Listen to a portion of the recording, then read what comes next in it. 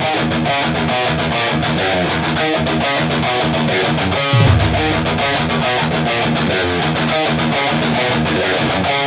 are ready and waiting for you now. If it's a fight that you dare see, we've acquired our strength through pain. No more are we pathetic game. You are the reason why we claim that we've all become this way.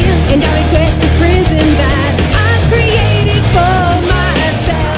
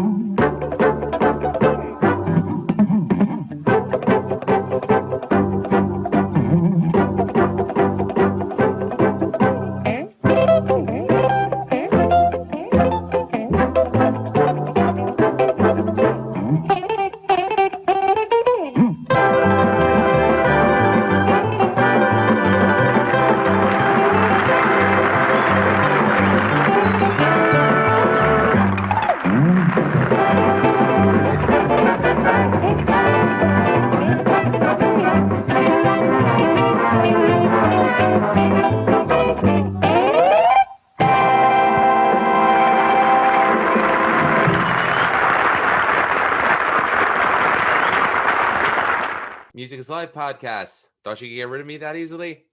I'm here. Thanks for watching and thanks for listening. Watching on YouTube on the Music is Live podcast. Please subscribe and like and comment. Also, check us out. Well, check me out on every available podcast platform you can, including the Ratsai Review Network. Find us on iTunes, Amazon, Pandora, apparently. Now we're on Pandora, James, Spreaker, Spotify. I don't know. Your mother's asshole, whatever. Whatever, what's his name? Vic DiBitetto says. Hey, yo, get that blow it out your ass. That's him. That's him.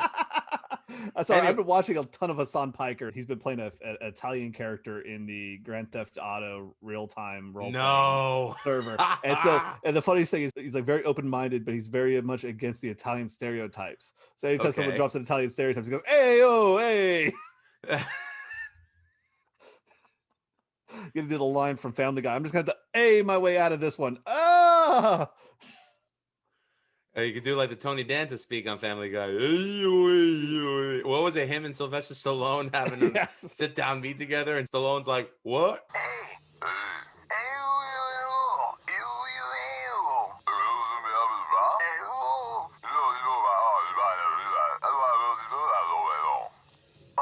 Two boxers sitting in a restaurant and see what happens. Family Guy does get it right sometimes. Anyways, I'm very happy to have a very good friend of mine. I've been on his show now twice. Eric did the same dance. I know that's what I'm doing it for. You can't keep us forgetting. Yeah, unfortunately, what you're going to realize, Lou, is really fast. Is we're both really big wise asses, and I have to be the straight man on my show, which is called Beyond Bushido. If you follow it on the Rat Salad Review Network, and you can also find it on all the podcasting networks, including all the ones that Lou said, including Spotify, Overcast, and Breaker. So, haha! Damn, he's good. Anyways, I've had the pleasure of being on his show twice and being trolled on his show once being showed the freaking Ja Rule, Christos Diner video. We've got, I don't know how to say that word. No. It's so good it'll make you want to slap your mama. We got gyros. You couldn't even say meat pie. You just say meat pie. You don't even have to pronounce the Greek word. The greatest thing is you say you say the word. You go, you schmuck. Oh yes, I did. But from the Beyond Bushido podcast, one of the brother podcasts on the Rat Side Review Network, I am proud to have on my show for once a fellow podcaster, fellow metalhead, a good brother, Mr. James Lillquist. What's going on, buddy? I am doing fantastic, and it's kind of fun doing my show from the Fallout bunker on a Monday. So instead of actually doing it on every Tuesday. So, and my dog decides to make a cameo immediately in the show because, she's actually the star of the show, not me. Later. Later, my pets. Later. So I have invited my buddy James on the show tonight because James knows I am a guitar player and I'm a fan of guitar players. And I recently rediscovered an amazing guitarist by the name of Roy Clark. Many of you might remember him from the show Hee Haw. Unfortunately, on the East Coast of New York, that's kind of all he's really known for. But me, I like to go back and dig a little bit. And one of the videos that you just seen was from, I think it was a 1950 show. He was playing a rag song on the guitar, which was a Fender Jaguar, like one of the originals pre-CBS. I just watched this video a long time ago and I was like, oh my God, he was like a shredder before shredding was even a thing. Like, people associate shredding with Eddie Van Halen, with Steve Vai, Paul Gilbert, all great guitar players. But I mean, this guy was before all of them. And a lot of that predates even like Chuck Berry doing his stuff in 56 and 57, if I remember correctly. And like just watching that video, I mean, you saw elements of country, you saw elements of jazz. It was a rag is what it was. Some of the most incredible guitar playing that I had ever seen in my life. He obviously broke a sweat doing it, but he loved it. He was amazing at it. I remember he was on The Odd Couple once, and I think he did his version of Malagueña. Yep. And if what you saw on The Odd Couple was good, look for live footage of him doing that. It's 10 times better. He also has a vinyl version of that, and you can actually find that still on Amazon Music. So I actually loaded that on one of my playlists that I have. You can actually find the Downstreet rag that you play. He also did Fulton County Blues with just guitar solo. So he actually did that from Johnny Cash. And a lot of people don't realize it because he made his chops in bluegrass. When he was coming in through bluegrass, it was, Fleet and Scruggs. We're talking high level. We're talking about the golden age of bluegrass. So, I mean, he was cutting his teeth in that. And as a band geek, I started in California and Nevada playing music when I was in middle school. I started picking up the trumpet and then moved to the euphonium. Was trumpet your first instrument? Yes, trumpet. Mine too. Actually, my father is sending me my original trumpet from Nevada. That is cool. He still has it. He paid for it back in the day. And in a shocking anime twist, a betrayal, I went to the euphonium because the instructor was like, "Hey, you're like fourth seat in the trumpet, but hey, I think you really got the range and you're loud enough to do the euphonium." And I was like, "I can be loud." And so I became that. Yeah. Best Carney Barker ever at Tennessee Smoky Games ever. I sold so many programs and souvenirs being just myself. By the way, in case anyone doesn't realize, James is from Tennessee. I live in Knoxville, Tennessee now for the last 20 years. I moved out here when I was 16 years old to East Tennessee, outside of Knoxville. Pretty much the area is known for two people, Kenny Chesney and Dolly Parton. We obviously don't recognize the first one. We really recognize the latter. We only recognize the latter. Pretty much, yes. Kenny Chesney, the freaking Sammy Hagar of country music. Yeah. oh, hi, Iron Sheik. Hi, Uncle Sheiky, baby. That's our show. I take the Kenny Chesney and I break his back and make him humble. Fuck the Kenny Chesney. Fuck the Kenny Chesney, Baba. We love the Dolly Parton, Baba. We love the Dolly Parton. Cameraman, zoom in. Look at me. But yeah, as you can tell, we do a wrestling podcast. But honestly, me and my co-host, Mr. Eric Adamz. Mr. Eric Adamz.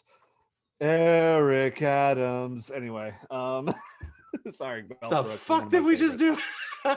Yes, we did Blazing Saddles. Oh, it's right. Randolph Scott. Okay. Randolph Scott. Yes. You were saying. So we actually met at a Green Jelly concert of all things. I used to love Green Jelly, so I'm not gonna. We met at a Green Jelly concert, acted like complete idiots, and it just devolved from there. We both fell into we both were like huge music fans. I was a little bit different because I never got to the New York hardcore scene that, you know, of course, Eric has and you had and all that stuff. I had California pop freaking music. So no, but there's one thing that your area of Tennessee had that we didn't. Yes. One of my favorite bands, which is Whitechapel. So they were very young when they started. Actually, when they're I was still young, I think they're in their 30s now. They are. So but the bad thing was I was in high school the same time as 10 Years was. Them, I remember. They had a song that was on heavy rotation in MTV2 back in the day, like 2005. It was really good. Wasteland was about an actor from Knoxville who they were cousins. And that song's about his drug abuse and him not being able to get out of the wasteland. Well, it was a pretty deep song. It reminded me heavily of Tool. It was a good song. No, it was a great song. And like we had all the bands like Straight Line Stitch that made it. That had a few good band songs out of it. They're from Oak Ridge. I've heard you talk about them on Beyond Bushido, definitely. Yeah. We've talked about them a lot because actually Eric hung out with them a lot. So, and like we had other bands that would just come through. And Knoxville has this underrated music scene, whereas Nashville's the big, mecca of country music. Yes. I've been to Nashville, a town of 30,000 songwriters looking to get discovered. Yes. It was rough, man. It was rough. I mean, we did a week of touring there, my wife and I. We struck it up very well with the other songwriters. Like, they love what Aaron was writing. But, we did meet with a representative over at Curb Records. He said, your music doesn't paint a picture. I'm like, I'm sorry. When the fuck does Taylor Swift paint a picture with her lyrics? Anyways, that schmuck lost his job, so fuck you, buddy. Anyways. He's not your buddy, guy. Anyway. He's not my guy, pal. I'm not your buddy, friend. He's not your friend, guy. I'm not your guy, buddy. He's not your buddy, friend. I'm not your friend, guy. Sorry, I gotta rep my Canadianness in this. Okay, my father's Canadian, so I can do that. I can make these jokes. But anyways, back to the great state of Tennessee.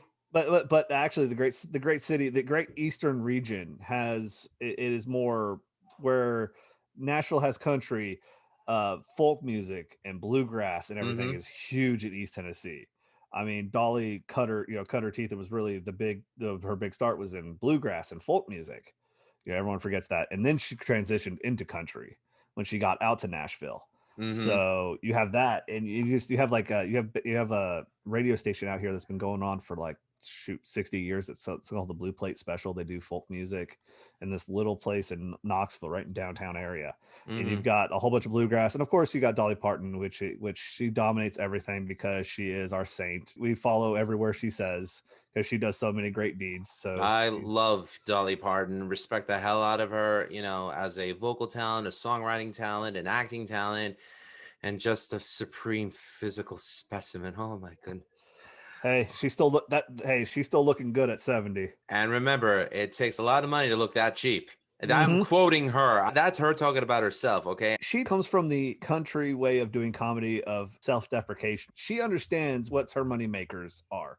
Her money makers. Yes, but the thing about Dolly that rocks, in my opinion, is the fact that she just doesn't give a shit, and she made her own bones. Oh, yeah. I think anybody could definitely find respect in that. I think one of her best lines I've heard her say in a few years is that drag queens dress better than she does. Don't joke. I've actually seen a drag queen. I really thought it was Dolly. She'll actually admit it. She said, you guys look better than I do. My wife and I went to Key West for a holiday one time. Yes, I know we say it like the Europeans. Bite me.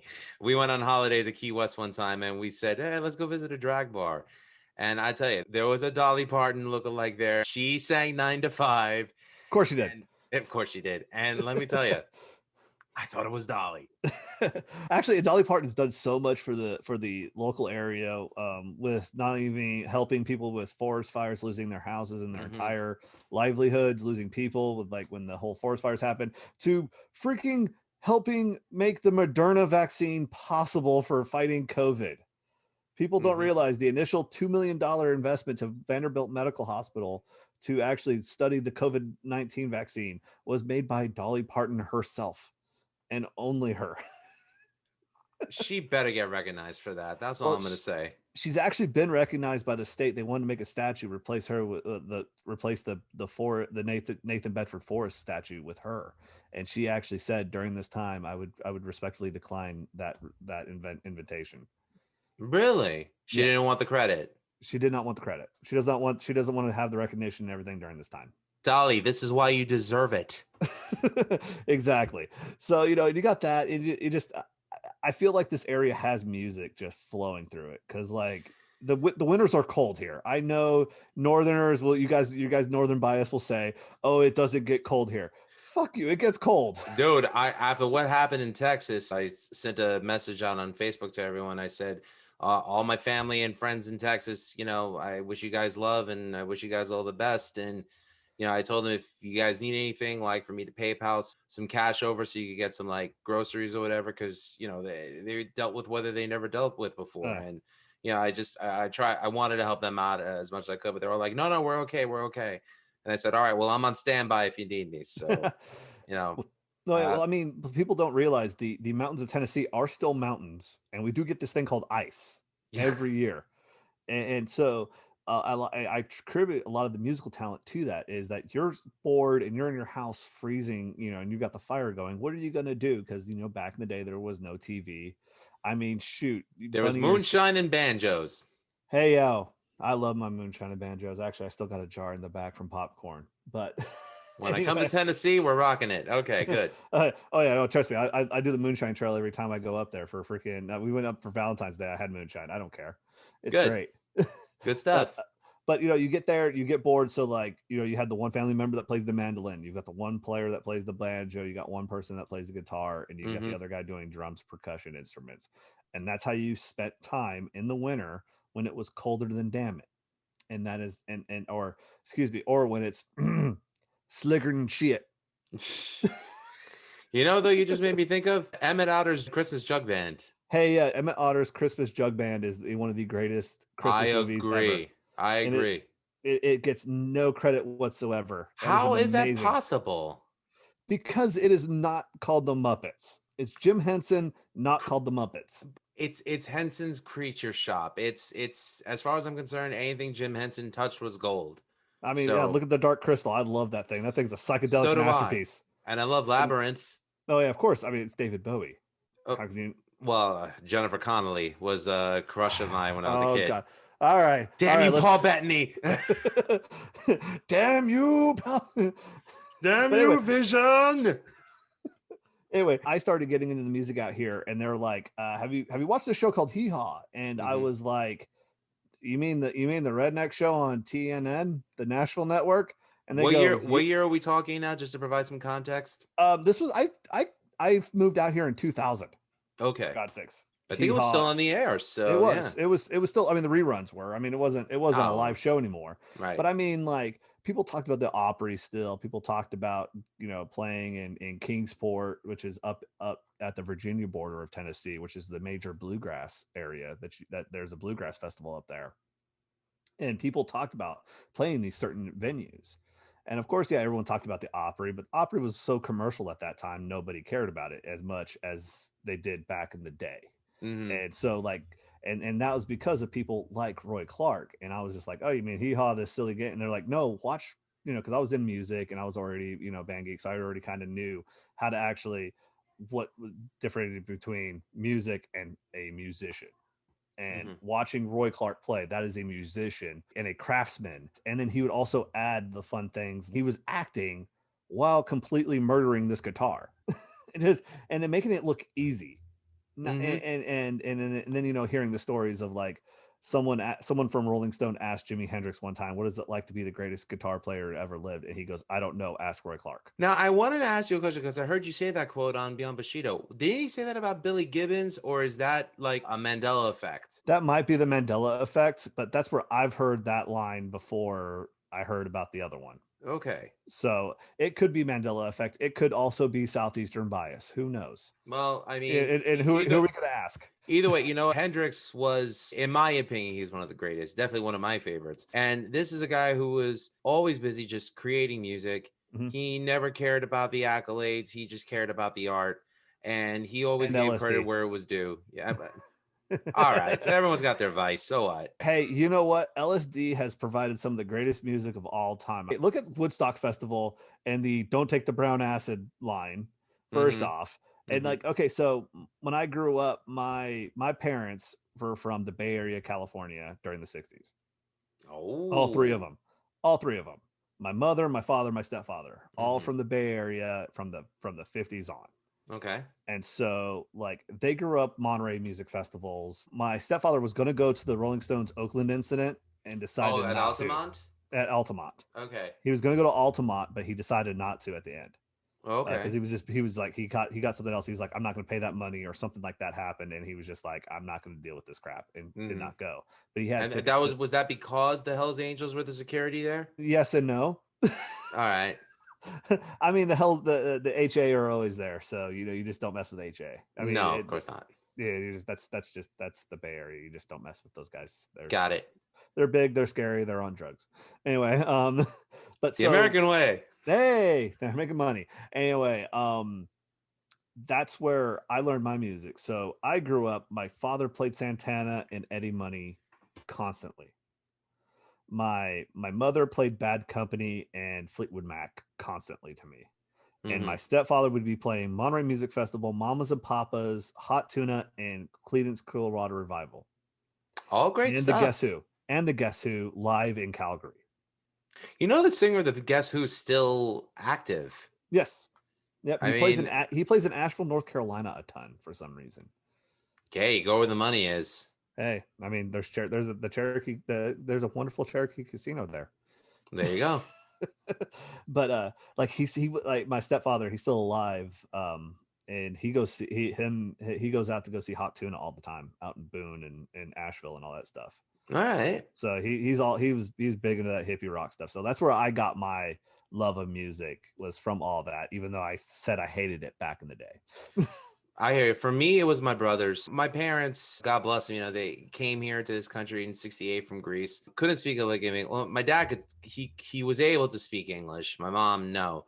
But there was always a love of Greek music, and Greek dancing and stuff like that. And it was my brothers that got me into the rock music that I grew up loving. Like I remember looking through my brother's cassettes. Remember those kids? And they had you name it, they had it. They had Rush's Moving Pictures. They had Iron Maiden's Number of the Beast. They had Def Leppard's Pyromania. They had Bryan Adams' Reckless. As Canada, we apologize for Bryan Adams on numerous occasions. Now, the Canadian government has apologized for Bryan Adams on several occasions.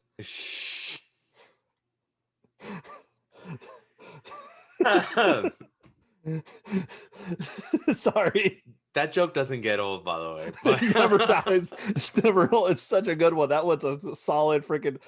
That joke still has the sheen on it.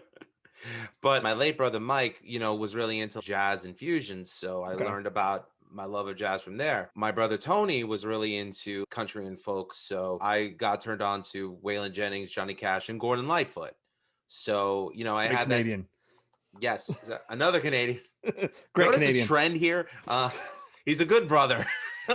he's a good old-fashioned Canadian boy. Likes his KFC and delivery form. Hey, good day. So anyway, that's where I got my love of music from, was from them, and just having that dichotomy of hard rock and, I wouldn't say soft. Johnny Cash was anything but soft.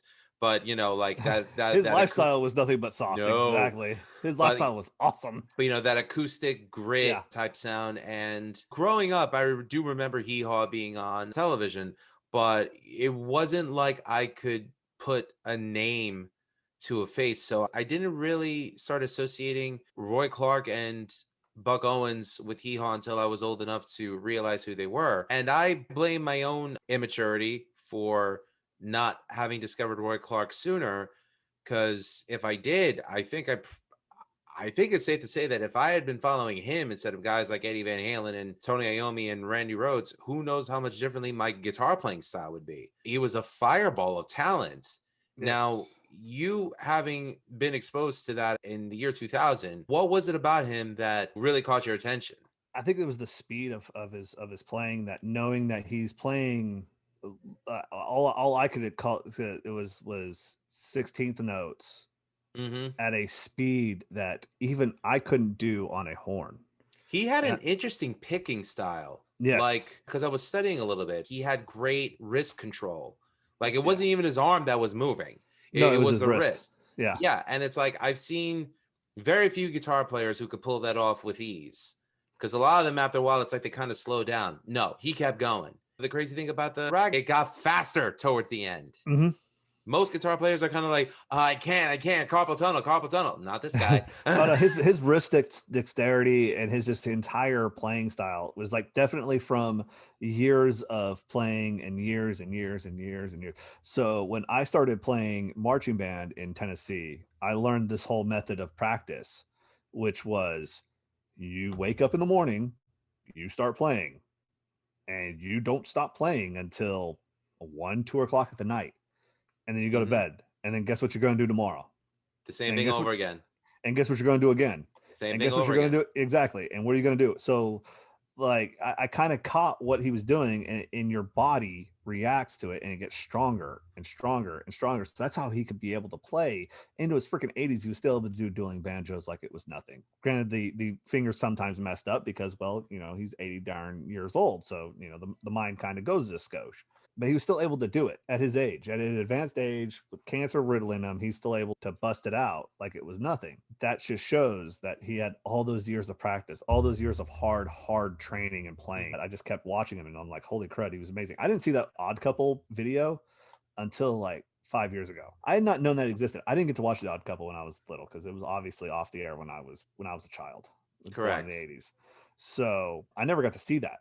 I just knew that Roy Clark from that. I knew he was a really great bluegrass guitarist. I never knew that he could do flamenco. I never knew he could do other styles. It was very gypsy jazzish almost, his playing style. Yeah, you could tell he had a lot of Coltrane and Monk, and he did a lot of blues too. Yeah, I wonder if he had any Django Reinhardt thrown in there as well. He probably did. I can see that. In case nobody knows who Django Reinhardt is, he's considered the father of gypsy jazz guitar. On his fret hand, he only had 3 fingers. I would have to say Django Reinhardt is probably responsible for the genre of metal, because if anyone knows the history of Tony Iommi, when he cut off the tips of his 2 fingers on his fret hand, he thought his days as a guitar player was numbered. Then he discovered Django Reinhardt, and he figured out a way to like make leather tips for his fingers, and just detuned his guitar from E standard to C sharp standard. And there you have metal. So you know what? Django Reinhardt single-handedly influenced heavy metal music for Tony Iommi. And I give a lot of credit to, like, you don't have the Allman Brothers if you don't have Delta Blues. You don't have the Allman Brothers. You don't have Leonard Skinner. You don't have any of those guys if you don't have New Orleans and Memphis Blues. Yeah. And you don't have British bands that came out from the invasion without the Delta Blues. You don't. Like, all of them give all the love and respect of the world to Chuck Berry, Little Richard, Elvis Presley even, although that's more rockabilly than it is blues. But music is meant to be appreciated, and it should impact you in the sense that it makes you feel. Music is life. What the fuck can I say? Music is supposed to pull these emotions out of you. And like, I remember when I was playing, there was times when like you put your soul into it, you put your emotions into it. And you should be physically exhausted when you're done playing, not because you're physically exerting yourself. You're putting all that emotion into it. You're exerting all this emotional capital into it, and you should feel tired. You should feel exhausted. You should feel like you're empty inside because you just gave the gift of what you can do to somebody else. You mentioned your practice regimen. I mean, that was me. Like, after school, I would study with some friends at a friend's house, come home, have dinner, and then until it was time to go to bed, took my acoustic guitar and just kept playing. Never had a lesson, just had a Mel Bay book. And that's how I taught myself. And it's like every day, weekends, weekdays, until it was time to go to bed. Like, that's all I cared about. And I still think I could be better. Oh, So I definitely knew I could have been better, and I was really mad that I didn't push myself when I was younger. Because when I got to Tennessee, the level of music, because I thought at first I was like, hey, I could get a scholarship in college. I get my college paid for by doing this, because I had gotten compliments in Nevada and California of my playing. They're like, if he really pushes himself, he could get a scholarship out of this. So I went to Tennessee and I was like, okay, I know I can play this. And immediately my band director was like, you're going to need to practice more. And he guys kind of like, he shut me down and broke me down. And luckily my junior year, we played a whole bunch of 70s rock anthems, and one of them being Frankenstein. And there are still people at our school from the band program that say they call it the Legend of Frankenstein. Because no, we would go, so like every week before school started, we would go out to what we called camp, and it wasn't like American Pie band camp. It was pretty much it prepared me for military training. It really did, because we would wake up at 7 in the morning, eat breakfast, and start playing. And during our marching for the year for our show, we'd learn all the sets and all the music, and we would not be done playing until 1 o'clock in the morning. And we were playing, and I mean, he was like, this is Frankenstein, this is supposed to be loud, this is Edgar Winter's masterpiece, freaking you better freaking give it to me. I want to be assaulted by sound. He was yelling at us. There's like 100, he was yelling at 150 kids. I want to be freaking he wants to be ripped apart by sound. And so we're like, all right, we're pretty much going, all right, motherfucker, to ring out your queens in there. All right, you motherfucker, here it comes. And it got so bad that like they had to tone me down, because I started pushing it so hard that I was blowing out. Oh my God. Shit. We actually did Malagueña on my senior concert in high school. And I was the bass player in the senior band and the jazz band at the time. So I just remember slapping the shit out of my bass, because it's like, it's 2 chords, it's E and F. So I'm just like, all right, what can I do with it? So I'm just like, did like this crazy like tap thing on the higher frets. And I'm just like, boing, boing, boing, boing, boing, boing, like that. And everyone's like, Louie, stop. You're going to kill the Jackson. Like, no, must be louder, because like and everyone doesn't realize like how stupid, ridiculous these bands and like high schools are in Tennessee and Eastern Tennessee. Yeah, you think your football team's got balls? Wait till you get the jazz band, kiddies.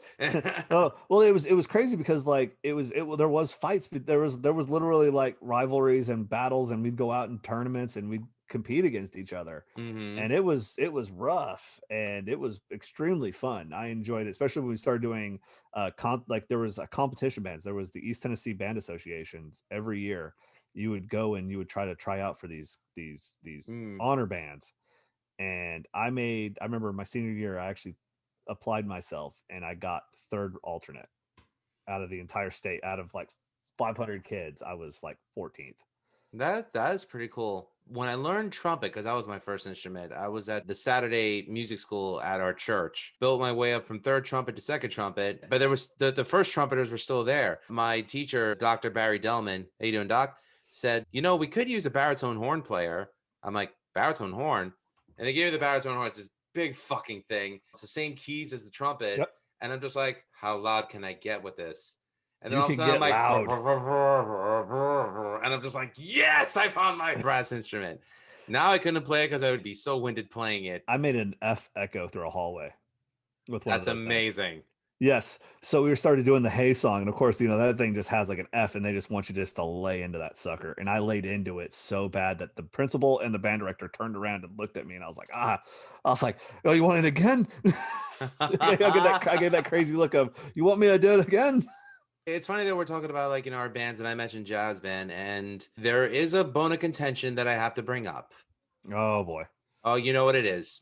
Okay, come on, bring it on. All right.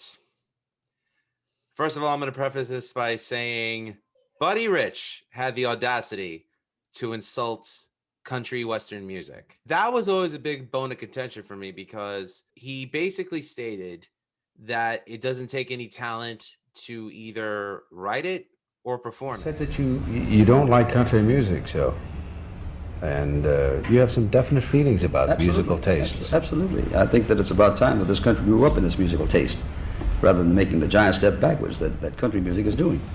We try very hard to do things like the moon landing and our new cars and fashions and everything, all a step forward. And country music is a giant step backwards. It's so simple that anybody can sing it, anybody can do it, anybody can play it on one string. Right on. That I think it's about time that we learn that there has to be a higher degree of musical intelligence, and that we have to start listening to better things rather than the simple things. You know, our creators in jazz, the only art form that this country really has produced, and people like Art Tatum and Lester Young and Charlie Parker, some of the great giants of jazz, Miles Davis, Dizzy Gillespie, Benny Goodman, Count Basie. These people are giving something in music, they're giving of themselves, and yet they have Hall of Fame for a baseball player or a trophy for a football player who gets smashed, and the line is forgotten about the great jazz musicians who have given so much. I'm glad you brought that up, because not enough respect is given to good musicians. Absolutely not. People kind of take it for granted. Consider them. People take it for granted, and they're. I think they should be respected, because I know, watching our guys, right, they're working every minute of every day. Well, they're creative in bettering themselves. That's what music is all about. It's creativity, you know. And I don't think you have to create too much, man, to be a hillbilly. You know, anybody can go and say wham, wham, wham. Listen, Buddy he's Rich a high school and care teacher. of Buddy Rich, all the men. He's a high school teacher, right? That's right. And his brain should tell him that country music is really outside, man. It's really simple, you know. And I think when you do a show like this, it's about time that the young people who may be viewing this thing realize that there's a lot more to music than just playing one chord or two chords and going out and trying to make Buddy, $1 million. music makes various people happy in different ways. There are some people who use music as a kind of a tranquilizer, kind of a, you know. Yeah, well, I watch westerns. I watch westerns because it doesn't really tax my brain. Yeah, because you know who's going to win. I can go in the kitchen for 5 minutes and come back and get right back in. And right, isn't that simple? Yes. Well, I'd rather think that Mannix can't make it on Friday night or Saturday night. You know, I'd rather think that he's being chased and can't win. It gives you something to think about. How's he going to get away? Or Mission Impossible. You know, although you know they're going to win, I don't know how they're going to win. And it gives me something to think about. And the same thing applies to music. You know, if I'm going to sit and listen to you sing, and I'm going to listen to Frank and Tony Bennett, I know that there's enough emotion there to carry me through whatever period of emotion I'm going through. That's great company you just put me in, pal. You know, if I have to listen to Glenn Campbell, man, that's like the cowboy Wayne Newton as far as I'm concerned. An insult to the genre and to the musicians who are responsible for putting it on the map. Guys like Roy Clark, guys like Glenn Campbell, guys like Willie Nelson, guys like Waylon Jennings, Johnny Cash, to be able to carry that emotion through their music and to strike a chord with the people. And then all of a sudden it's like they'll pull something out of thin air just to surprise you. Make you remember why you enjoyed music in the first place. I would even go so far as to say that like a lot of the country western players in Roy Clark's time knew what to play and when not to play, as opposed to Buddy Rich, who, again, all the credit in the world, great swing, but jazz, as much as I love it as a genre, it's not the be all end all. And I don't know where he came up with this cockamamie idea that country western doesn't take any talent to create or perform, and that he wanted it to die a quick death. As a fan of music in general, I was just kind of like, the fuck you talking about? Well, you know, we have a saying here in Tennessee, and it is a lot in the South. We drop a bless your heart before we start saying something really bad about that. And we're not going to tell you what that means. You'll have to figure it out yourself. You're damn right. So, bless his heart. You know, someone might have fell down a few times down the stupid tree. You know, someone might be a couple cents away from a quarter. I haven't heard that one. We say a couple of cans short of a six-pack up here. So. Oh yeah. Well, I mean, there's a few other ones I could say. You know, he's a few pounds spare of a ton. You know, there's a bunch of them. Anyway, I still can't believe he played so well for having his head shoved so far up his ass. But you know, he did. That toupee was noticeable, by the way, Buddy Rich. Bruno Sammartino thinks he had a bad toupee. Anyway. Wow. Okay. Continue. Whoa! We're gonna break ground here that Bruno Sammartino wrestled in a toupee for like 2 years. Did he really wrestle in a toupee? He tried. Oh my god! Next time I come on Beyond Bushido, you got to show me that. You can already hear the background. If you hear this sound, that's EA typing and finding the videos as we speak. Oh, wait a minute. Yeah. Oh, right under Wayne. Okay. Okay. Yeah. Hey, Wayne. Anyway, There are people like that. I call them snobs. I call them assholes. I call them pricks. I call them Elitists. everything They're under the sun. elitists. They are elitist, and you know what? They're also very wrong.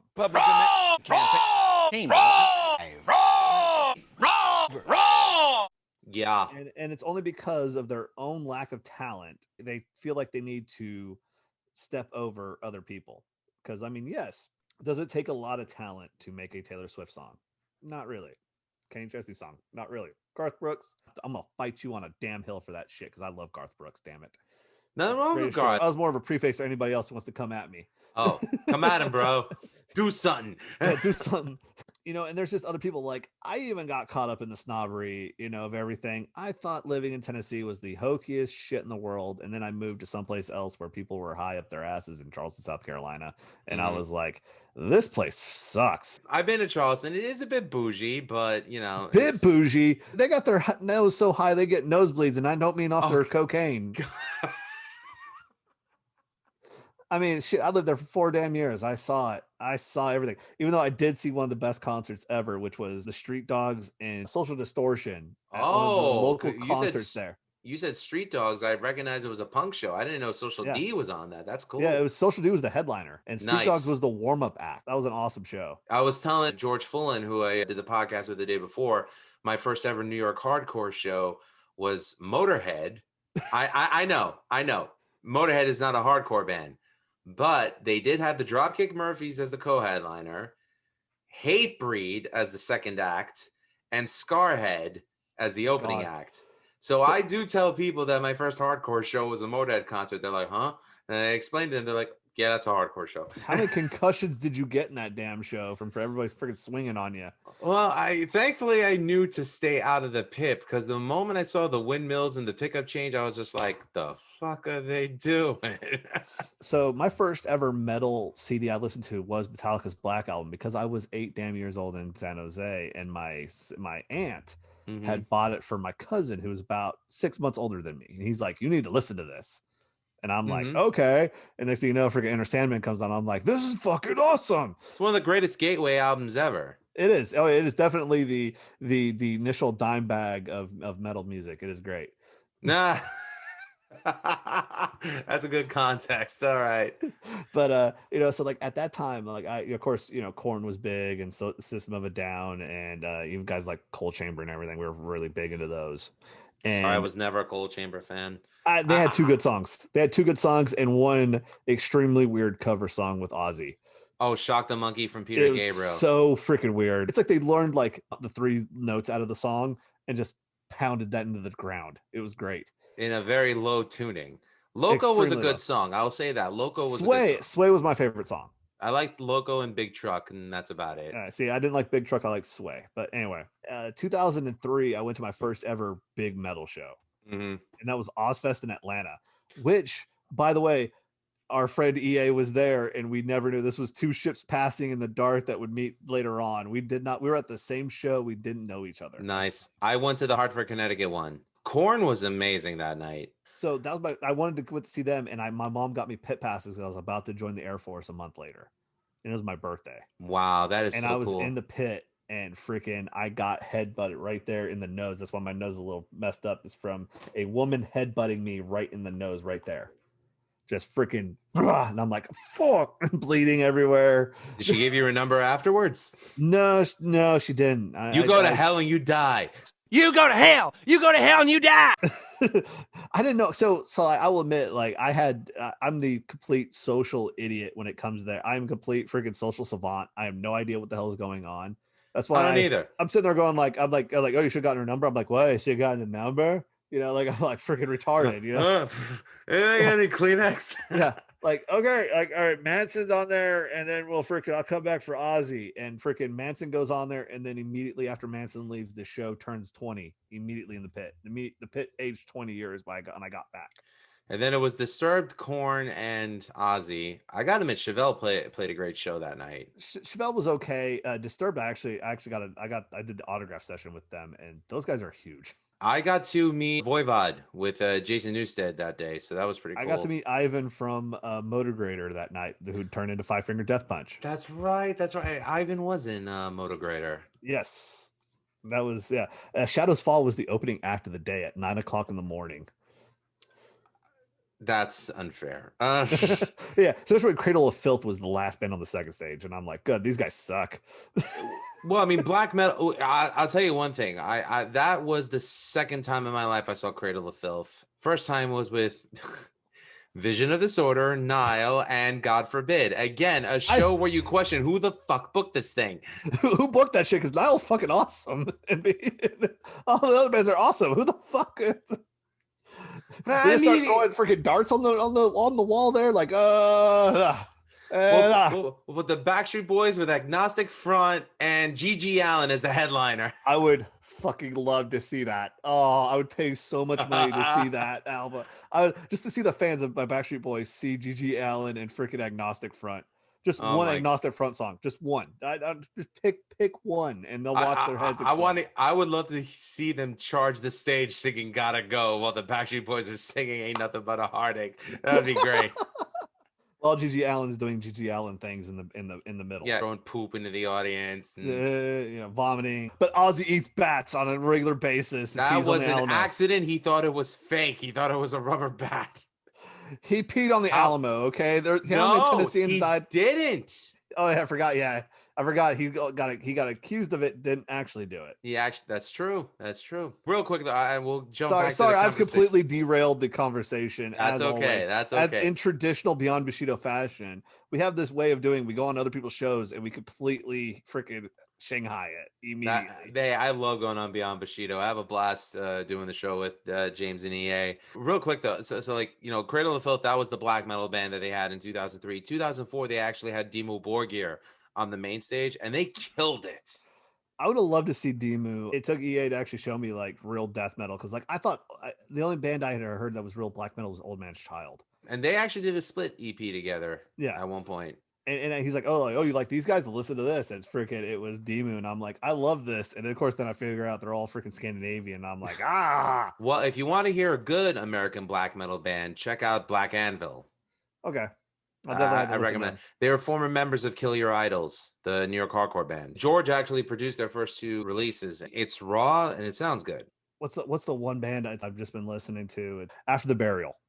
Lost in the Static. That song, I just Lost the Static from on 40 Metal, and it's stuck in my head. It's been earwormed in there. Wolves Within is one of my 10 favorite metal albums. That in the New Zealand Kids Alien Weaponry has been really big on my playlist lately. All right. I mean, what have I been? Well, I've been listening to a lot of what Wayne's been giving me for reviews. So you've been listening to a lot of Timo Tolkki and a lot of bands that the guitarists have been arrested and. No, it's funny how like I'm the odd man out of that trio between him and Greg. We all have like different opinions when it comes to specific metal bands. Like I'm the only one of the three of us that likes Hatebreed. Nurgle hates my music. I call your show the Three Curmudgeons because like you guys all have curmudgeon-y attitudes towards one thing and one thing hard.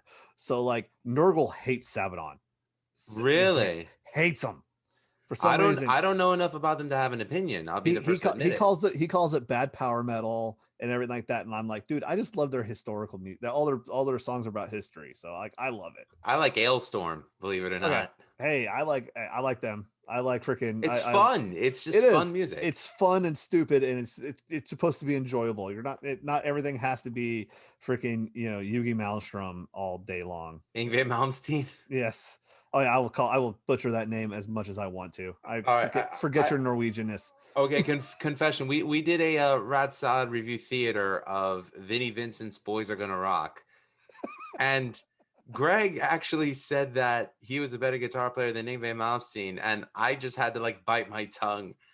Vinnie Vincent plays with melody and purpose, unlike Yngwie Malmsteen, who just pisses notes for 50 minutes straight. I don't know about that. Because I was like, no. I am not the biggest Yngwie fan, but even I will say Yngwie is Yngwie is great. He is technically proficient and technically amazing. His music is completely boring to me. Well, that's the thing. It's like you hear one song, you hear the entire album. It's just like, what's he gonna do next? Yeah, I appreciate and enjoy what Dream Theater tries to do. I am not the biggest Dream Theater fan. I like what they do. I respect what they're trying to do. Their songs are boring to me. It makes sense. You know, some people feel that way about Tool. Some people feel that way about a lot of prog bands. Progressive metal, rock, whatever you want to call it. It's a very polarizing genre. You either love it or you don't. It's an acquired taste. Quite. And Yes. we don't believe in corporate sponsorships. Hey, I love my Evan Williams single barrel bourbon. It is the greatest bourbon in the world. Good stuff. I'm a Maker's Mark guy. That's $30 and it's cheap and I like it.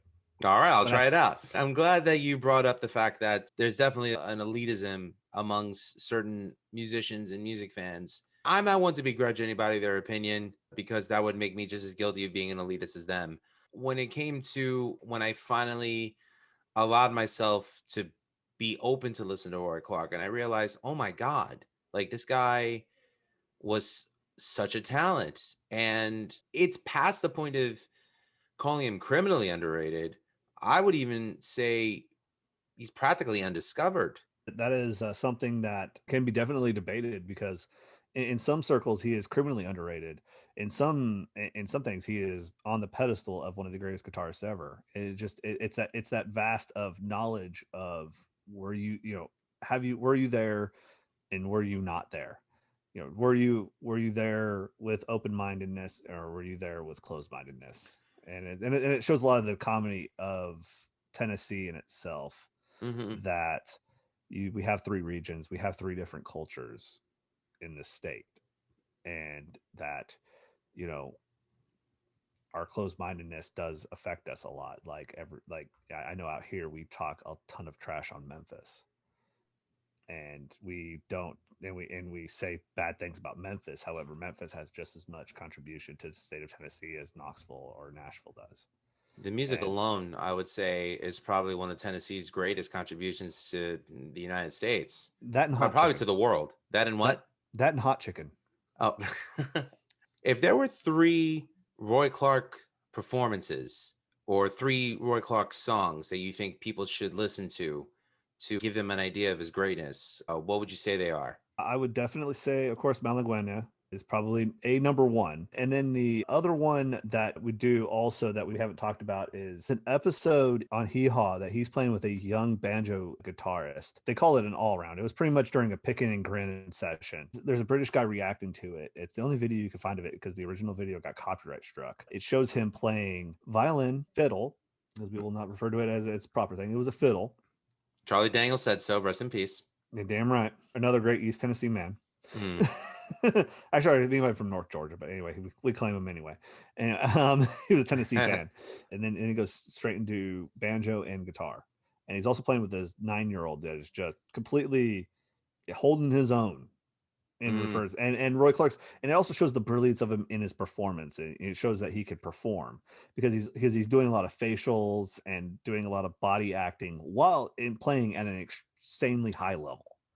Yeah, and I feel like that's the biggest one. And then also the rag that you did in the beginning is also just melts your brain on how amazing his musicianship, his ability to play an incredibly fast song to begin with, even faster. Yeah, and no mistake, proficient.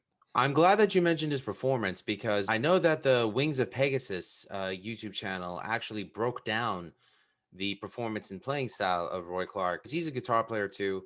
And he was just praising Roy's performance, Roy's style. One of my favorite guitar players is John Five, who as people know from Rob Zombie, Marilyn Manson, even David Lee Roth. In fact, buy this album if you can find it. John Five's playing on it is amazing.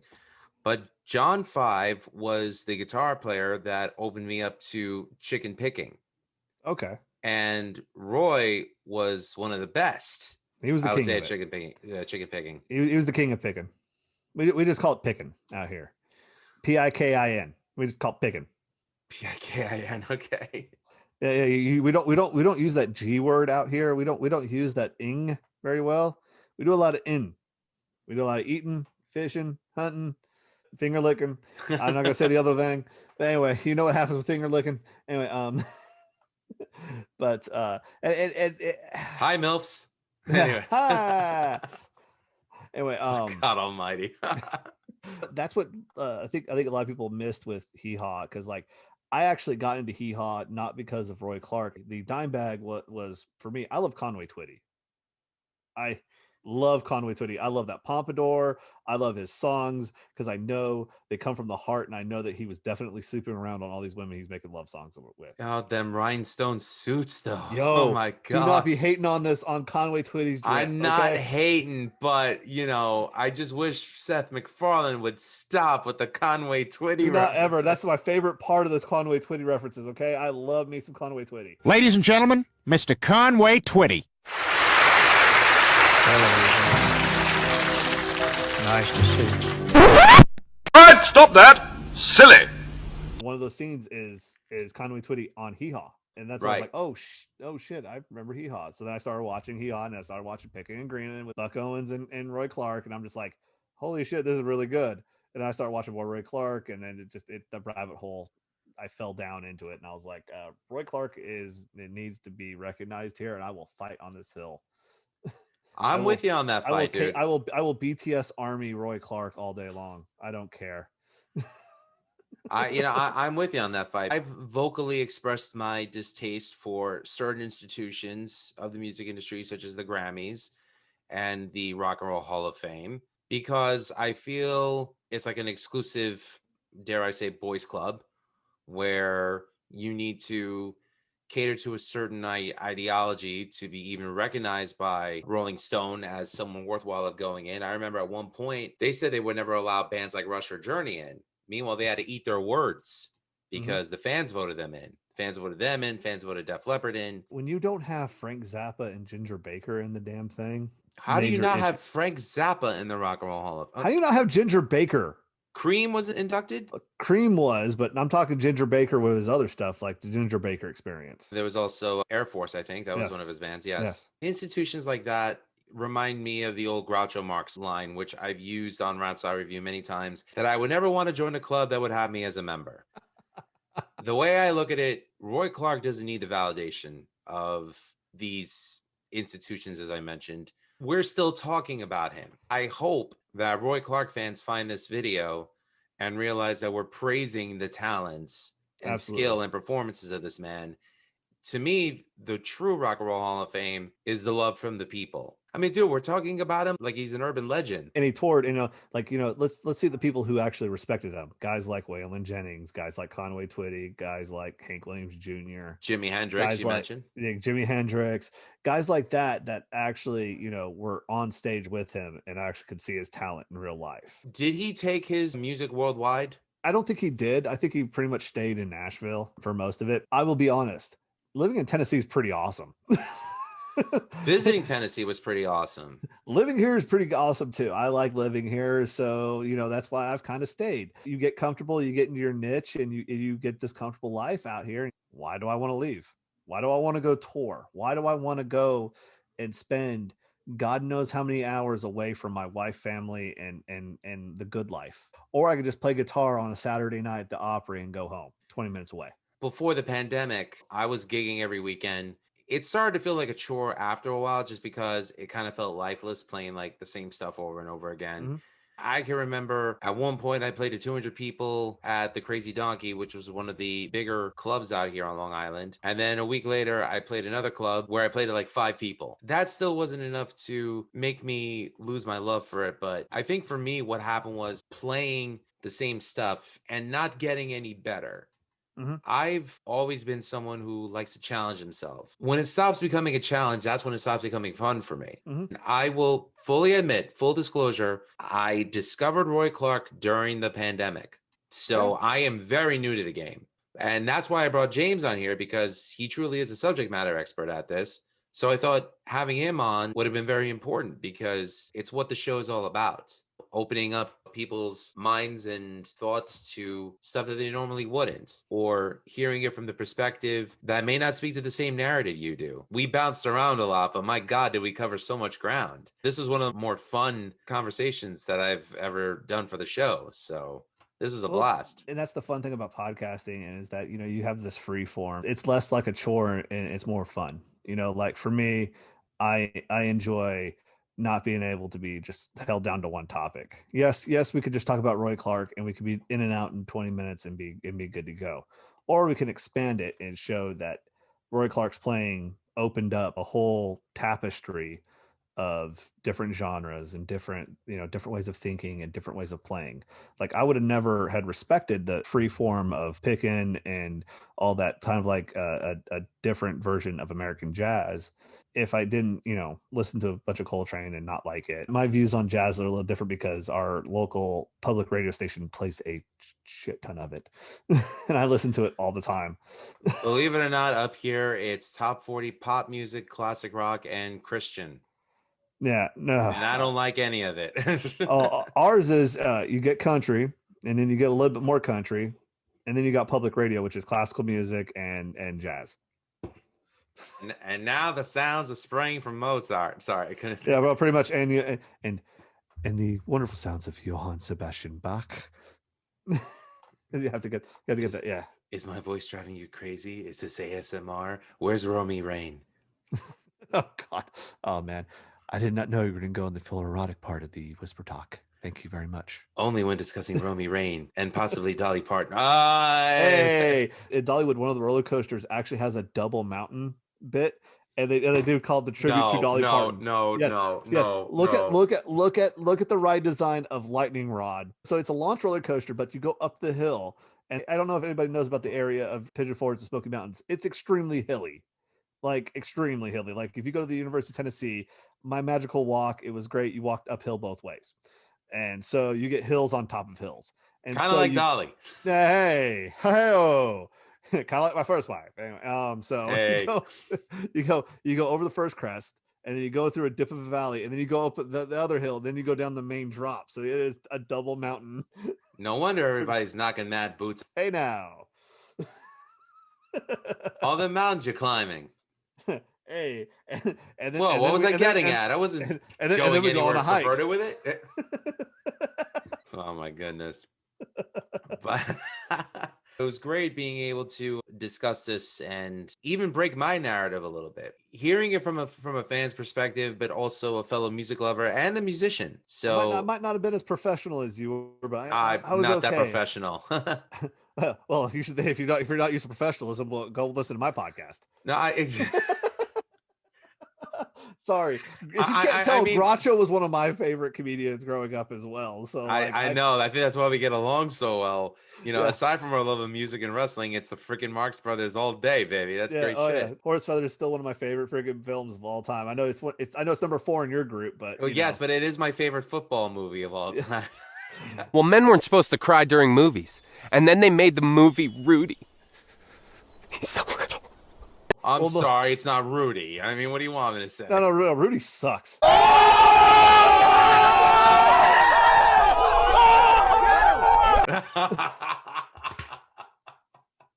There, you heard it. I said it. Rudy sucks. There, fight me. That's fight right. me at PAX. Forget what the Squatch guy said. This is why we do wrestling show, is because I get an actual wrestler in there, and then me, who's just this kid that needed Ritalin so bad when I was younger. I needed something. I was the kid that would run outside in northern Nevada with like a stick pretending it was an airplane, for God's sakes. They just would like send him outside. Just do something. Just don't get bit by a rattlesnake. Just go have fun. Just do something. Get out of my hair for 5 minutes. There you go. My dad was so cheap, he bought the cheapest cable station he could get back in the mid-90s, and that was TBS. So I got to watch WCW back when Dusty Rhodes was on commentary, and I mean the worst commentary ever. 605 on the mothership. Why does Dusty get so much hate for his commentary? Because he doesn't speak English. But I loved it. Oh, it was great. I got to watch like Saturday night and in the Sunday preview for the pay-per-view, and it was always like Braun the Leprechaun, Faces of Fear in a squash match, and just like that type of stuff. And the Renegade versus Zodiac and shit like that. Oh God. God damn it.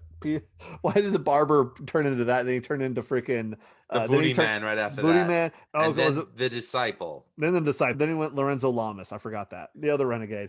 Yeah. The Ultimate Warrior, my ass. Fuck you, Eric Bischoff. I never got to watch WWE wrestling. So like when Eric goes on his freaking, rants, I'm like, okay, You're talking to the one poor kid who didn't freaking have USA Network. All right. Kind of Thanks. noticed you tune on at that point. My dad, we watched WWE growing up because my dad knew I liked Hulk Hogan. As I mentioned to you in EA before, two of my dad's favorite wrestlers were Dusty Rhodes and Terry Funk, with the third one being Bruno. Shocker, the foreign Mediterranean superstar in the WWE. But two of the greatest Southerners ever to hit the squared circle as well. Yes. Yes. I asked my dad, what made you not talk in the style of Dusty and Terry Funk, calling everybody brother? He said, I watched too much Bruno. and then he hit you with some baklava. That reminds me, I got to go to the Greek bakery tomorrow. Anyways. Speaking of that, I had this perfect shirt for you. It was a half Greek flag and a half Tennessee orange tea in the shirt. I'm going to piss off a lot of New Yorkers with that. Yes, send it my way. Some Greek lady was wearing it, and I was like, I need to find where she got this shirt. I bet it's at the church. I bet it is. I'm like, we got more Greeks. I was about to take a picture and be like, we got more Greeks, Lou. I want to troll the people up here. Absolutely. This has been a really fun episode. James, I really can't thank you enough for joining me and talking music. Well, if you think about it, in this conversation alone, we've talked about Roy Clark, we've talked about Dolly Parton, we've talked about jazz, we talked about country, we talked about experiences as high school musicians and just what the scenes were like for us growing up. You know, we covered a lot of ground. You look like you covered a lot of ground yourself. You better be there. Here, there's a taxi cab waiting for you. I don't know why I just broke into a line from Duck Soup, but it was fitting. But James, please plug away. Where can the good people find you? Well, the people will find us on Rat Salad Review Network, also under Beyond Bushido. You can find us on our Facebook page, Beyond Bushido, where we do our live streaming shows every Tuesday night at 8:05. You can also find us on Twitch and on Periscope at JL103, which is mine because I was too lazy to make one. We also have a YouTube page. However, our YouTube page keeps on getting blocked, so we can't do much on that. So we say patooey to the YouTube. And then you can also find us on all the podcasting things: Apple, Google, Spotify, Breaker. Overcast for some reason loves us, and I don't know why. It's like 5 random UK people that love us from over there, and you can just find us over there. Just search for Beyond Bushido. We promised one day to get back to Japanese MMA. However, we're on this wrestling kick, and it's just too much fun to not do it, because I feel like we did 3 ECW episodes. I don't know if you watched the one where I picked my own matches, and I picked 2 ECW matches, and it was Lance Storm getting launched to the freaking moon by a former Tennessee football player, Doug Furness. A great underrated talent, Doug Furness. Very missed. Yes, very missed. A man who held the lifting records at the University. What was it? Tennessee. 550 pounds? Something. Yeah, that was his bench press. Yeah. His deadlift was pretty heavy too. I think, it was like 900 pounds. Yeah, that's what it was. Yeah, right. But so he had the records at UT until guys like Albert Hainsworth and John Henderson, guys who would play in football, came in and kind of broke those records. So so yeah, he got beat by professional athletes, Hall of Famers actually. But we do a lot of that. I feel like we are going to get back into the Pride Fund and the UWFI now that our blood sport fix has been itched.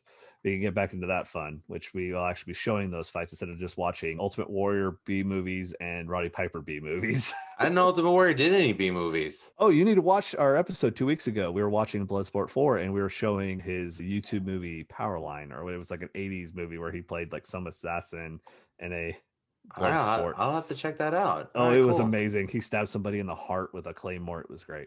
Nice. But I know Game Changer Wrestling is going to have their annual Bloodsport event. I'm not sure if John Moxley is going to be on it, but Luke Slay will be on it. Okay. But I also know that at the next AEW, All Elite Wrestling pay-per-view, apparently it's a barbed wire exploding ring death match between him and Kenny Omega. I would like your thoughts on that. It's going to be some imitation version of Anita's FMW exploding barbed wire matches. I have this feeling it's going to be more like the TNA electrified. Oh God. No. I see it going more that way than I do the FMW one, because the FMW one was amazing. Yeah. I don't see this happening. FMW, IWA Japan, that was the epoch, I think, of barbed wire deathmatch wrestling. I think their best one was their Wrestle Kingdom match with him and Chono. The entrances itself were so great. It was amazing. If anyone needs context as to what we're talking about, there was a barbed wire death match that was streamed on Twitch. It was the wrestlers who at one point were known as EYFBO, Entertain Your Fucking Balls Off, who were one of the bigger attractions on the Northeast independent wrestling scene. I think it was them and Homicide versus the team formerly known as OI4K, Ohio is for Killers, which is the Christ brothers, Jake and Dave, and Sammy Callahan.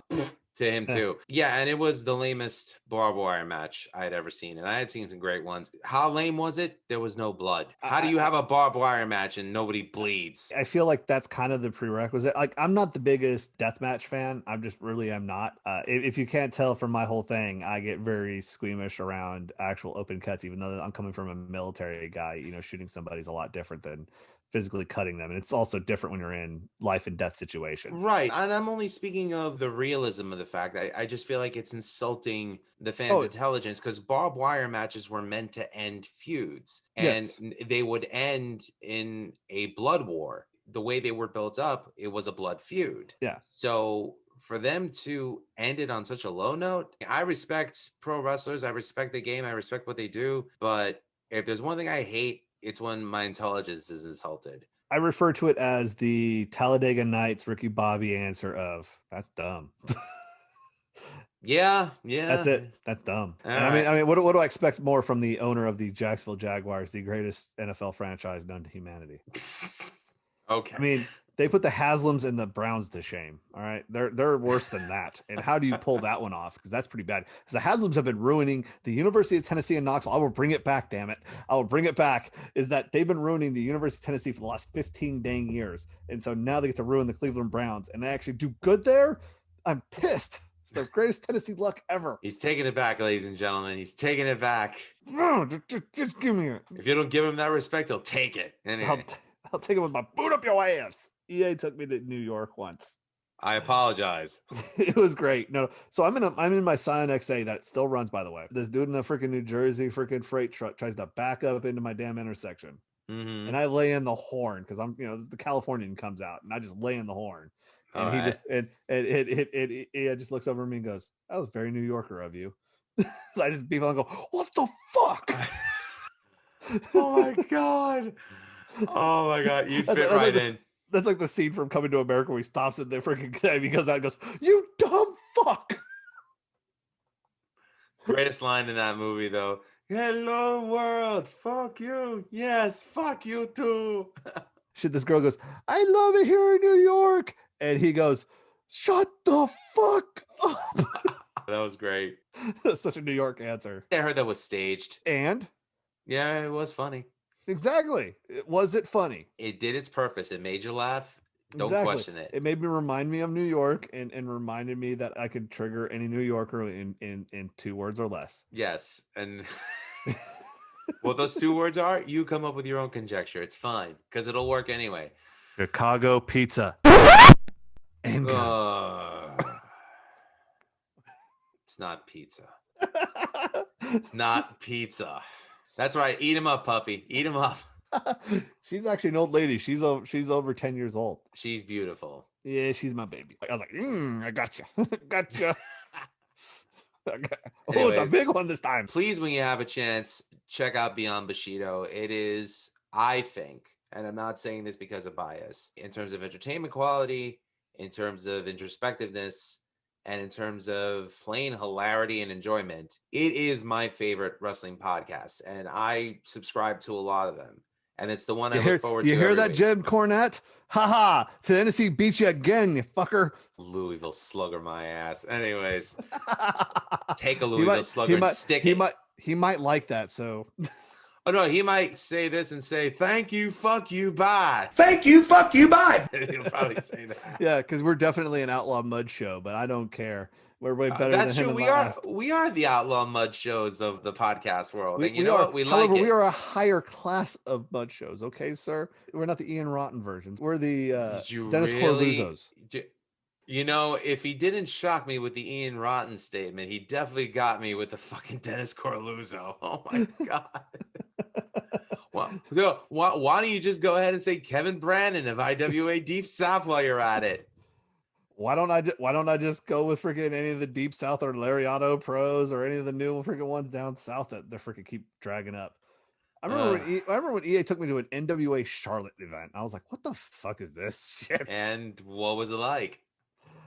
I scared Jim Cornette because I'm legitimately, when I was at that time, I was 6 foot and 180 pounds of muscle because I was doing jiu-jitsu every day. Nice. So I park in the back for him, and I need to go get like chapstick or something. I don't know what the heck. I need something out of the car. And so he's blocking the doorway, and he's bullshitting with somebody. I don't know who it was. I didn't really care. I was just waiting politely because, military training, I can wait there for a little while. But it's like 10 minutes goes on, and I'm just like, okay, I need to get through here. I'm like, excuse me, sir. I just yell, excuse me, sir. And he turns around with a shocked face looking at me going, well, you're a big enough son of a bitch. You can just get right by me. And I'm like, well, I'm not just going to throw you. What the fuck? Notice he always tries to pick a fight with everybody. And I swear to God, he wasn't trying to pick a complex. He wasn't trying to pick a fight with me, or if he was, I wasn't expecting that. I think he was legitimately, you could see that in his eyes. He was afraid for his life because I was just like, I've got a foot on him. Did he think you were one of the boys, or? I think he did. I was 6 foot and 180 pounds of muscle at the time. So yeah, you should have said, all right, what's my pay? Did you did you work yet? Yeah. What name did you go by? Buck Naked, the porno actor. Yeah, exactly. All right, here's your 50. Dude, that would have been your merch money right there. Why would I need that? I figured I had my military money. I didn't care. I seen some shit, man. What was the line from Ghostbusters that Winston said? I've seen shit that would turn you white. Is that what he said? Yes. Oh my God. I really do have high hopes for the new Ghostbusters film, especially with Bill Murray and Dan Aykroyd and possibly Rick Moranis are involved. Possibly. I don't know. Rest in peace, Harold Ramis. Oh, wait, Ernie Hudson's still alive. Ernie Hudson's still alive? Okay, I thought he was dead too. Oh, no. Yeah, okay, so yeah, bring Winston back too. We loved him. He was great. Yeah, bring back Winston. I mean, if you're going to do the whole thing. And honestly, I didn't really care. I didn't watch the other Ghostbuster movie. I kind of saw it as what it was going to be. It was going to be a train wreck to begin with. Yeah. And it wasn't because of feminism or anything like that. It was just going to be a train wreck. It's like what they say about music in general. There's good music and there's music you don't like. There's movies that we like. There's movies that we don't like. Why don't we like certain movies? The writing, the acting, the execution, all those things take into account. You can't force someone to like something because you have an agenda. It doesn't work that way. I tell people all the time, if I get people who like the show, Music is Life, if they subscribe to it, if they look forward to listening to it every weekend, I'm grateful. I'm not naive to think that I'm here to change the world or try to save lives and make a difference. This is a passion project for me. I'm not here to try to push any kind of agenda except spread my love for music to anyone who's willing to listen. People aren't interested? All right, I'm still here. I'm not going anywhere. At the same time, though, I realize that I'm not making this for everybody, and I'm okay with that. But when you're doing something like a film and your end goal is profit, give the people what they want. Give them a good story, give them good acting, give them something that they could talk about and not in a negative way when they leave the theater. Yeah, I made the joke. We went and saw the new, when Disney came out with the live action Dumbo movie, I made the joke of every kid in there did not understand why their parents are crying. Ugh. And right there's the face. I see it. Yeah, Bambi will never be played in my home. Anyway, I'll play the Bumby's mom episode from Animaniacs, but I won't play Bambi. Animaniacs is such a Bumby's great show. Bumby's mom. Get a load of this kid. I love Slappy Squirrel. And Slappy, I think I'm going to be sick. Dissolve to the next scene. My parents really thought it was a great idea to give me Hunter S. Thompson books when I was 14, and that was a really terrible idea. That explains a lot. It does it. It does, doesn't it? When one of your first books you ever read is better than sex. Your parents are awesome. I can read anything from Victor Davis Hanson to George R. R. Martin and not even bat an eye. I was blue-pilled so freaking quick. It made my head spin. I'm actually reading on my Kindle app. I'm reading Van Halen Rising, which is about what it was like for the boys when they first started, when they first met up with Dave, how many times they rejected Dave from joining the band. And the only reason why they brought Dave along, he was the only guy with a PA system because his daddy had money. Mm-hmm. And I'm just like, it was still better than Sammy Hagar, whatever they did. But I digress. My wife was reading The Dirt. She goes, this stuff can't be real. And I'm like, oh, it's all real. I'm like, just wait till you get the Ozzy part. I read The Dirt. Olympics. I read The Dirt, and I've heard from Jakey Lee. He has said in interviews that it's possible that the events of the ant snorting and the urine snorting were highly exaggerated. I don't know if I'm prone to believe Jakey Lee about that because I don't think he would have any reason to lie. But then I remind myself, it's Motley Crue and Ozzy Osbourne. What's not to say they didn't? They were having a competition of who could do the most drugs. Oh, who could outgross each? I forgot it was outgross it too. Yeah, I will not put that past them. I choose to believe that thing. I choose to believe Santa Claus is real in that point. I believe Santa Claus is real in that point, and do not ever freaking tell me otherwise. I do not want my innocence shattered that these degenerate human beings did degenerate human being things. Well, I will not say it, but I will say this though: the book was better than the movie. I can only imagine that. I don't. Yeah, that's what most books. I mean, even the freaking gosh darn Lord of the Rings had freaking. Where were the trees at? I want my trees. I want my walking, talking trees, and more than just one scene. Yeah, they were a big part of the end of the third book. Oh, spoiler alert! Oh, sorry, you haven't read it in 40 damn years. You've had time. It's been 40 damn years. Even the Solomarian was out since then. Come on. It's taking me 30 years to read that book. I still can't finish it. Because that book, okay, I'm sorry. When Tolkien dies in the middle of it and the kid has to bring her home, I'm sorry. Yeah, I can't read that book either. No, okay. I will listen to Blind Guardian's Nightfall in Middle Earth, though. That tells the story of the Silmarillion. I still don't know what the fuck's going on, but it's a great album. So that's like me reading Victor Davis Hanson while listening to Sabaton. Cool. All the praise in the world to Beyond Bushido. James, I can't thank you enough for doing the show with me tonight. Thank you so much. Yeah, I'll be honest, the way you praise Beyond Bushido, we heap the praise onto you because your show is awesome because it's real. Thank you. And that's the biggest compliment I can give to most podcasts is that you're real. You're not trying to put on an act. You're really burying your soul into this. And that's why I think it's way more successful than our little fun time we have every Tuesday nights will ever be, because we're just out there having fun, enjoying and entertaining ourselves, because it's like during the pandemic we get to do FaceTime and calls every hour and a half on Tuesday nights. What you're watching on our show is really me and in EA what we would do on a weekday while he's driving to God knows wherever in the middle of bumfuck nowhere. I always have a blast every time I come on the show. So, thank you for all the times you've had me on. If you ever want to have me back on, I'd love to be on, and invitations open to you and EA anytime. Oh, absolutely. And next time I got to remember when I go to eat some gyros, actually, that's the part of that whole bit. I was actually at a Greek restaurant getting my gyro while I saw that video. And I was like,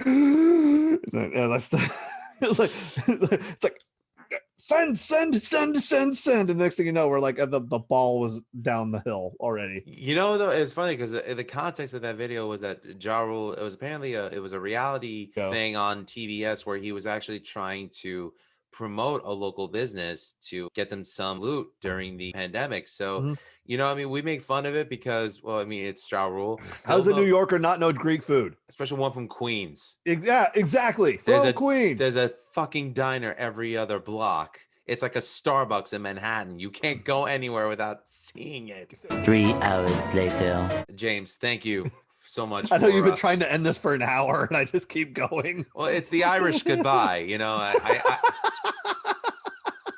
James, thank you for coming on the show. And also want to drop some love to some of the other Ratsaw review shows, including The Right Opinion. You know what? I enjoy him, even though I completely disagree with, I'll say about a good solid 90% of what comes out of his mouth. I actually enjoy that show. I enjoy it because I enjoy differing opinions, even though I believe it's completely wrong. I still enjoy it because I'm an open-minded individual, obviously, because I was completely abused as a child, reading some really mind-opening stuff when I probably shouldn't have been reading that stuff. Did you read Lady Chatterley's Lover? Of course I did. I knew it. Of course, I had to read a bunch of that crazy stuff, except for Atlas Shrugged. I still have not read that crap. I actually own that in the Fountainhead. I haven't opened them yet. I admit the only reason why I got them was because I'm a Rush fan. So I think the right opinion, whether you agree with it or disagree with it, I think it's important for one to question their narrative, because if you refuse to hear the alternative to what you know, then how can you say you're open to learn anything? You know, Exactly. I mean, there's got to be something of value in anything, you know? There is. That's why I don't say he's wrong in anything. That's why I say I disagree with it. That's a very mature way to look at it. It is very mature because in the long scheme of things. Now, granted, my favorite Rat Salad review show that also is on here is Suck My Balls podcast. I love those guys. Those guys are freaking awesome. Those guys are straight killing it. Yeah. In everything they're doing. They work so dang hard. And like I messaged MSG about some of the sponsorships he got, and he sent me all this information. I'm just like, bro, like I have day jobs. Stop. Like so much information. Yes, Suck My Balls, the South Park podcast that's on Rat Side Review. Please check them out as well. Timo Tolkki apparently came back for one episode. Yes. And only one episode. Hey, you know, Timo Tolkki does Timo Tolkki things. So you know what? You better be happy you get one of those episodes because they are diamonds in the rough. And speaking of diamonds, you got the King Diamond podcast. This podcast belongs to them.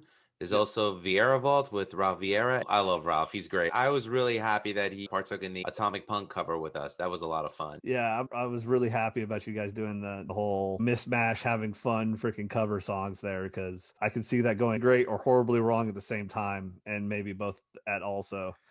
Well, I gotta admit, there have been a couple of times Wayne dropped a song on me, and I'm like, "Are you out of your fucking mind?" You know, and then also, you know, shouts out because since now you're part of them, you got to shout out the Hammond Media Group also. We got him started, folks. We're going to claim him because he had the first episode with us. We got Hustler Rip Rogers into podcasting. Beyond Bushido did. Not anybody else. We did. Because as soon as he did our show, he started his own dang podcast because he saw how easy it was. Who is this? Hustler Rip Rogers. The man who trained Randy Orton and was OVW trainer. Oh, also the gentleman who helped train the Wrestling Observer Rookie of the Year this year, Pat McAfee, a man who's very opinionated but also extremely smart. We have an episode with him that he actually breaks down some of his characters and development and everything. And he's really smart. He went from being really the strong style stuff to going straight gimmick, brother. He went straight gimmick. When Eric goes off on impersonating some of the Southern wrestlers, he starts doing brother. Oh yes, it's I have great. to pull over. I can't. You go in there with that other big mullet. Calm down, big brother. I got a mullet just like you, brother. Hold on, brother. Hold on. That's too much, brother. Shit. Hey, ref, what the fuck, brother? Here, DQ me. Shit. All right, brother. Hold on. Let's just work this. Okay, there. You see, I'm working the leg, brother. I'm not trying to hurt you. Shit, brother. Keep still and sail it. Fuck.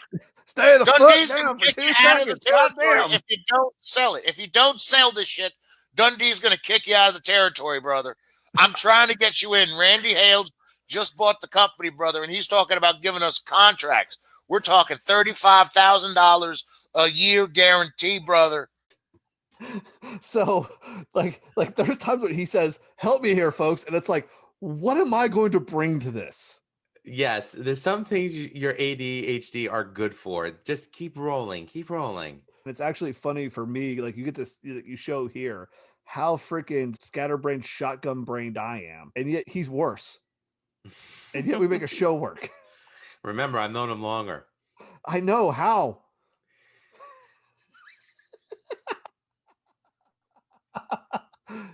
You're his first handler. I was just another one in the line, man. Payback of a misspent youth. I don't know. Oh no. He's definitely the litmus test for many reasons. Yeah. He's my litmus test only because my wife was the first woman who thought of him as absolutely revolting. A lot of my friends in high school did too, but I only have very few friends from high school that I still talk to, and he's one of them. Oh no, not in a bad way. She just did not find him sexually attractive at all. So that's why I call him the litmus test. Because I found out a long time ago, a woman that is attracted to him has some deep-seated issue that I can't fix, and thus she is not my wifey material. Well, I'm glad that my wife hasn't seen him yet. Yeah. I did my research. But you know, though, my wife loves Shih Tzus, and she says, "You're like a Shih Tzu except human form." I'm like, "Thanks." So that's supposed to be a compliment. Well, you see my dog; he's adorable. I gotta be Sean. It's freaking, they're adorable, but I don't want to be called to be Sean. Well, I don't want to be called Snaggletooth from the Motorhead album covers either. I think EA fits that. Okay.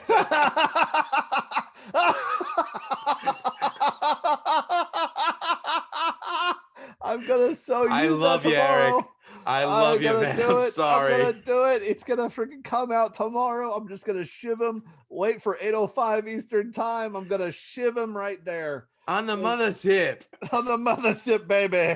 We're gonna get him. I'm gonna stab him right there in the belly welly. Some other podcasts I've been listening to that I want to drop some love for: Finn McKenty over at Punk Rock NBA, Toby Morse from H2O over at One Life One Chance, Ray Goots with his podcast, the Gootscast, and Goots Disney podcast. I need to watch that one. I'm big into Disney. The Josta Show with Jamie Haypreed, the Traders Mind Chat Show with my brother-in-law Michael Amav and his amazing wife Melissa Kutch, who I'm actually going to have on the podcast to discuss the novels, the young adult novel series that she wrote called The Hypothesis of Giants. So we're going to be talking about that. Definitely check out What Happened When with Tony Schiavone and Conrad Thompson. That's a funny ass podcast. That one's really good. I've actually listened to a couple of episodes of that. The problem is with mine is that I drive into work working in IT. I listen to CyberWire every morning because it gives you the most up to date on cyber threats.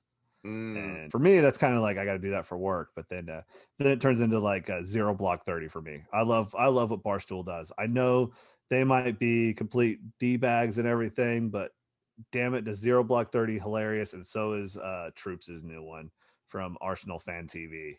All right. He's hilarious because I used to watch him on YouTube on Arsenal Fan TV when they would get when especially when Arsenal lost, and he would just go on these rants about how bad they're playing and just like this blood and this femme and just that North London / Cockney African the African influence accent of the English is just mwah.